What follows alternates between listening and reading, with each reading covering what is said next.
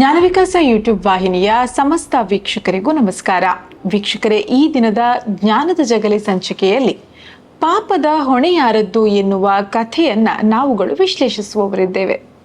ಮೊದಲನೇದಾಗಿ ಕಥೆಯ ಬಗ್ಗೆ ಹೇಳೋದಾದ್ರೆ, ಒಂದು ಊರಲ್ಲಿ ಒಬ್ಬ ಬಹಳ ಶ್ರೀಮಂತ ವ್ಯಕ್ತಿ ಇರ್ತಾನೆ. ಆತ ಕೇವಲ ಹಣದಲ್ಲಿ ಶ್ರೀಮಂತನಾಗಿರದೆ ಆತ ಒಳ್ಳೆಯ ಕೆಲಸಗಳನ್ನು ಕೂಡ ಮಾಡ್ತಾ ಇರ್ತಾನೆ. ಪ್ರತಿನಿತ್ಯ ಆತನ ಮನೆಯಲ್ಲಿ ತಪ್ಪದೆ ಅನ್ನದಾನ ನಡೀತಾ ಇತ್ತು. ಈ ಅನ್ನದಾನಕ್ಕೊಂದು ವಿಶೇಷತೆ ಇತ್ತು. ಆ ಊರಿನವರೆಲ್ಲ ಅದೇ ಮನೆಗೆ ಬಂದು ಅವನ ಮನೆಯಲ್ಲಿ ಅನ್ನವನ್ನ ಸ್ವೀಕರಿಸಿ ಹೋಗ್ತಾ ಇದ್ರು. ಇದು ಬಹಳ ವರ್ಷಗಳಿಂದ ನಡೀತಾ ಬಂದಂತಹ ಪದ್ಧತಿಯಾಗಿತ್ತು. ಅದೇ ಊರಿನಲ್ಲಿ ಹದ್ದೊಂದು ಒಂದು ನಾಗರ ಹಾವನ್ನ ಬೇಟೆಯಾಡುತ್ತೆ. ಆ ದಿನ ತುಂಬಾ ಹಸ್ತುಕೊಂಡಿದ್ದಂತ ಹದ್ದು ಆ ಹಾವನ್ನ ಎಲ್ಲಿ ತನ್ನ ಪೊಟರೆ ಇತ್ತೋ ಅಲ್ಲಿಗೆ ತೆಗೆದುಕೊಂಡು ಹೋಗೋದಕ್ಕೆ ಬಯಸ್ತಾ ಇರುತ್ತೆ. ಹಾಗಾಗಿ ಕಾಲಲ್ಲಿ ಹಾವನ್ನ ಹಿಡ್ಕೊಂಡು ತನ್ನ ಪೊಟರೆಯತ್ತ ಹಾರ್ತಾ ಹೋಗುತ್ತೆ. ಇಲ್ಲಿ ಹಾವು ಸಂಪೂರ್ಣವಾಗಿ ಸತ್ತಿರೋದಿಲ್ಲ. ಕೊನೆಯ ಪ್ರಯತ್ನ ಅನ್ನೋ ಹಾಗೆ ಆಕಾಶದ ದಾರಿಯಲ್ಲಿ ಹೋಗ್ತಾ ಅದು ವಿಷವನ್ನ ಕಕ್ಕಿ ಬಿಡುತ್ತೆ.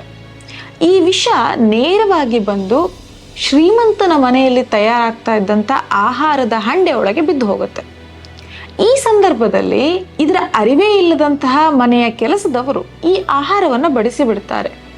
ಆ ದಿನ ಆ ಮನೆಗೆ ಬಂದಂತಹ ಜನರಲ್ಲಿ ಸರಿಸುಮಾರು 75% ಜನ ಸಾವನ್ನಪ್ತಾರೆ.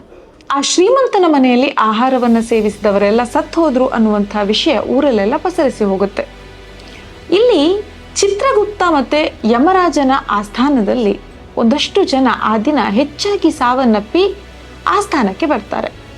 ಈ ಹೊತ್ತಿನಲ್ಲಿ ಚಿತ್ರಗುಪ್ತ ಯಮರಾಜನನ್ನ ಕೇಳ್ತಾನೆ, ನೋಡಿ, ಭೂಮಿಯಲ್ಲಿ ಬಹಳ ಶ್ರೀಮಂತನಾಗಿದ್ದು ಬಹಳ ಒಳ್ಳೆಯ ವ್ಯಕ್ತಿಯಾಗಿದ್ದಂತಹ ಇಂಥ ವ್ಯಕ್ತಿಯ ಮನೆಯಲ್ಲಿ ಬಡಿಸಲಾದ ಊಟದಿಂದಾಗಿ ಇಷ್ಟು ಜನ ಈ ದಿನ ಹೆಚ್ಚಾಗಿ ಸತ್ತು ಸ್ವರ್ಗಕ್ಕೆ ಬಂದಿದ್ದಾರೆ ಅನ್ನೋದಾಗಿ ತಿಳಿಸ್ತಾನೆ.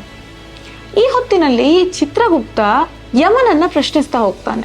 ಈಗ ಈ ಹಾವು ವಿಷಯವನ್ನ ಕಕ್ಕಿರುವಂಥದ್ದು ಅದರ ಸಾವಿನ ಕೊನೆಯ ಕ್ಷಣದಲ್ಲಿ ತನ್ನನ್ನು ತಾನು ಹೇಗಾದ್ರೂ ಉಳಿಸ್ಕೊಳ್ಬೇಕು ಅನ್ನೋ ಉದ್ದೇಶದಿಂದ. ಹದ್ದು ಬೇಟೆಯನ್ನ ಆಡಿರುವಂಥದ್ದು ತಾನು ತನ್ನ ಆಹಾರವನ್ನು ಪಡ್ಕೊಳ್ಬೇಕು ಅನ್ನುವ ಕಾರಣಕ್ಕಾಗಿ. ವಿಷ ಆಹಾರವನ್ನು ಸೇರಿದೆ ಮತ್ತು ಇಷ್ಟು ಜನ ಸಾವನ್ನಪ್ಪಿದ್ದಾರೆ. ಹಾಗಾದ್ರೆ ಇಲ್ಲಿ ಪಾಪದ ಫಲ ಯಾರದ್ದು ಎನ್ನುವುದಾಗಿ ಯಮನನ್ನ ಪ್ರಶ್ನಿಸ್ತಾನೆ.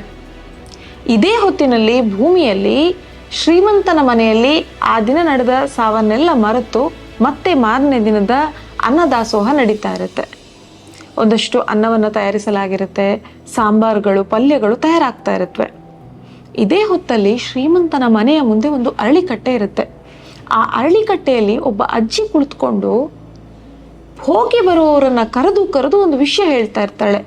ನಿನ್ನೆ ಶ್ರೀಮಂತನ ಮನೆಯ ಅನ್ನದಲ್ಲಿ ವಿಷವನ್ನ ಬೆರೆಸಿ ಶ್ರೀಮಂತ ಒಂದಷ್ಟು ಜನರನ್ನ ಕೊಂದಿದ್ದಾನೆ. ಹಾಗಾಗಿ ಈ ದಿನ ಯಾರು ಕೂಡ ಅವನ ಮನೆಗೆ ಊಟಕ್ಕೆ ಹೋಗಬೇಡಿ ಅಂತ ಅಜ್ಜಿ ಕೂಗಿ ಹೇಳ್ತಾ ಇರ್ತಾಳೆ.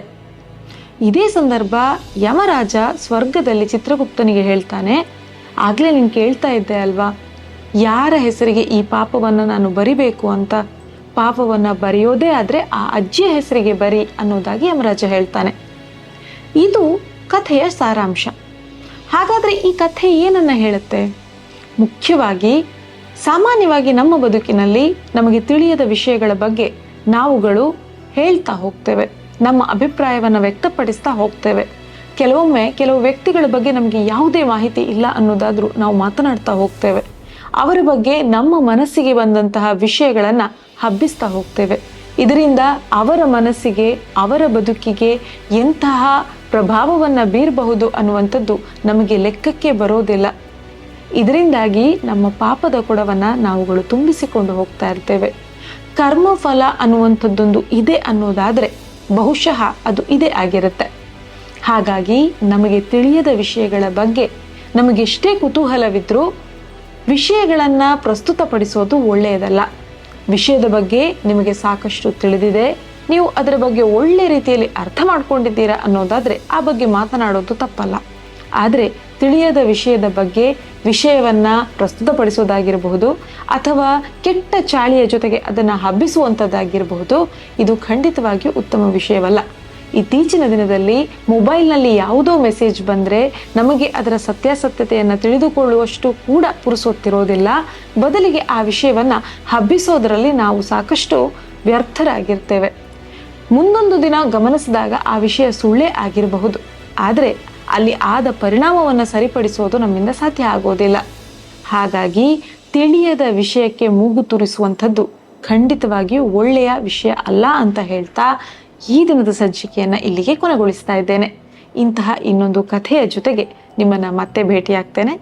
ನಮಸ್ಕಾರ.